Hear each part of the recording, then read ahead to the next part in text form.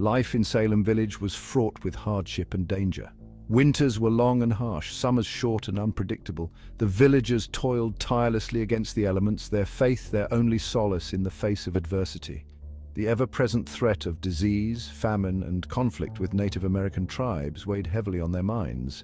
These hardships fostered a deep sense of piety and a rigid adherence to religious doctrine. Any misfortune was seen as a sign of God's displeasure, any deviation from the norm as the devil's work. Adding to these existing tensions were the political and economic anxieties of the time. Salem village, still a relatively young settlement, grappled with issues of land ownership, social hierarchy, and its relationship with the more prosperous Salem town. These tensions often manifested as disputes among neighbors, fueling resentment and mistrust. The strict social hierarchy of Puritan society further exacerbated these tensions, with those in positions of power often accused of abusing their authority. The church served as the epicenter of life in Salem village, offering guidance, solace, and a strict moral code to its devout followers.